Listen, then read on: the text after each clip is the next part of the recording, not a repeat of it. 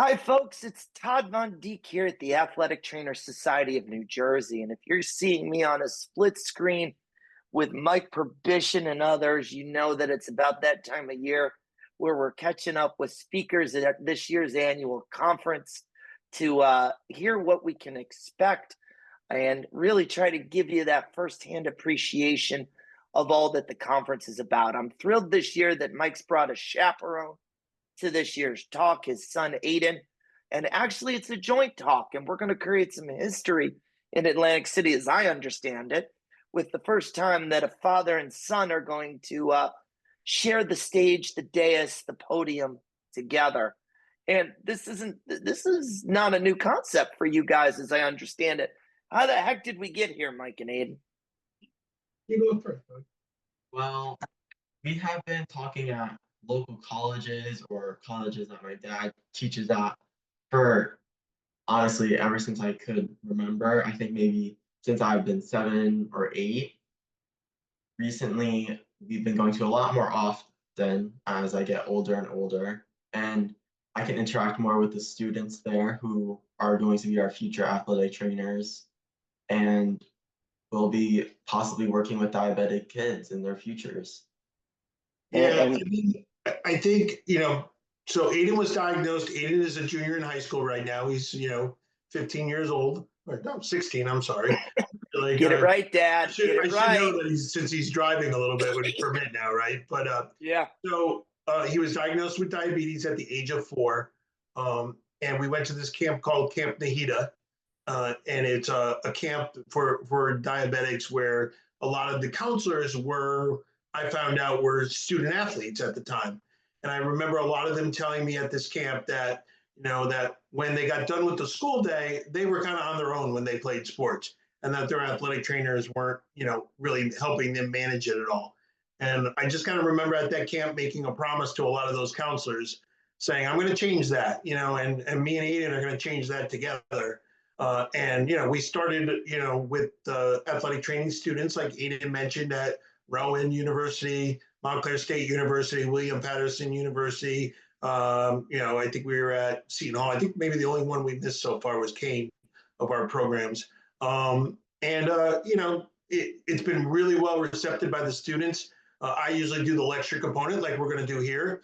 And Aiden is really the one who drives the hands-on experience that we're going to give them. And I'll let Aiden talk a little bit about the hands-on experience that we're going to give athletic trainers at this conference. So hands-on. we're going to be teaching them how to test their blood sugars. That's always important to know. I always say that if you're going to be working with that, you have to do it at least once. And then teaching people how to do injections in injection sites, or in emergencies, needles. And how do we do that? What do we take with us to do it? No, but like, what do we take to how to inject stuff? We bring you guys some teddy bears with a bunch of different bodies. Yeah, we'll bring a bunch of stuffed animals, right, and allow them to practice, poking the stuffed animals with needles in the proper injection site locations.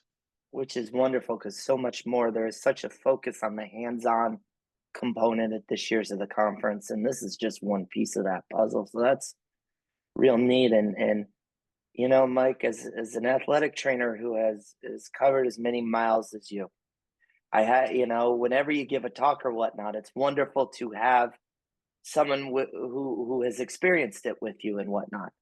I got to imagine it's a little different and a little bit of a smile to have your own son.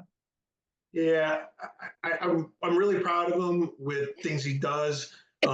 He's a youth ambassador for, it used to be called JDRF, now it's T1D and beyond.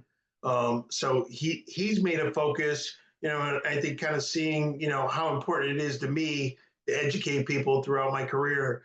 I'm super proud of him, to the fact that of how much now he wants to educate people about what he goes through and how to best be able to take, the experiences that he goes through and be able to help other student athletes, through the channel of athletic trainers. And like he was talking about with the students, that are going to be future athletic trainers. Well, now we're going to bring a talk to, the actual certified athletic trainers that are out there and licensed athletic trainers.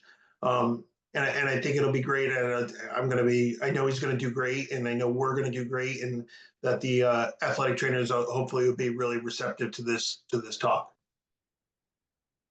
Help me beyond hanging out with the teddy bears and the hands-on skills and all of that.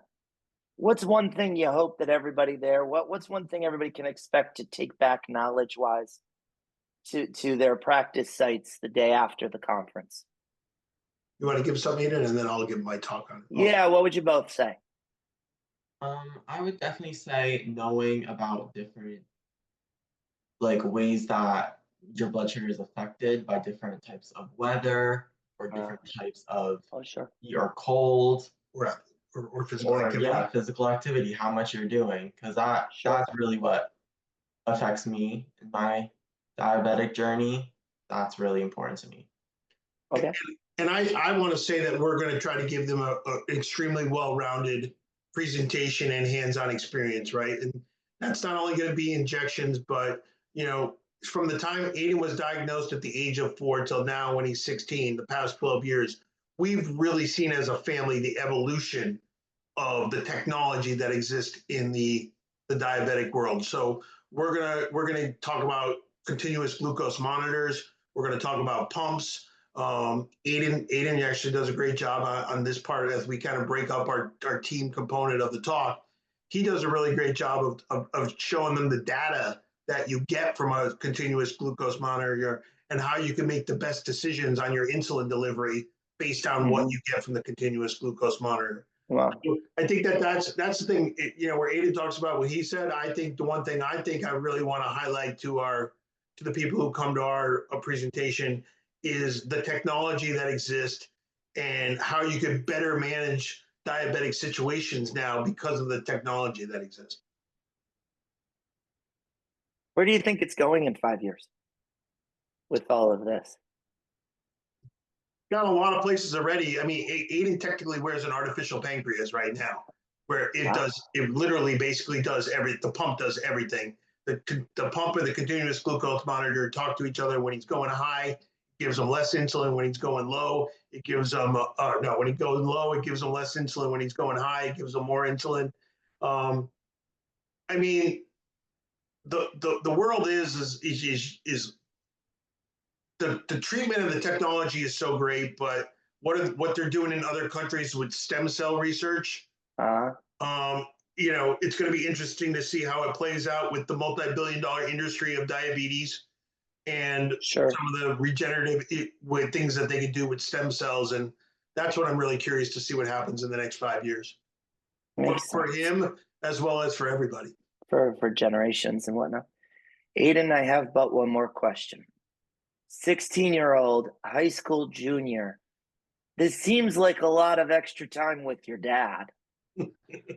Yes, definitely is. But, could be worse. I could have somebody who doesn't care. So it's nice to have a support system. Oh, wow. You've taught him well, Mike, and we didn't even practice that line. I think that was heartfelt for you. He's good. That's about as heartfelt as I'll get from him, right? Well, if we need to get back on camera every couple of days to get you recalibrated father and son, we're happy to help here at ATSNJ.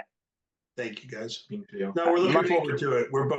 It's going to be a blast, Mike, Aiden. We appreciate it. One of the things we do is we kind of love it when you listen through the whole interview. So we throw a little bit of an Easter egg. Pick a whole whatever else you'd like to call it at the end. It's kind of that code word.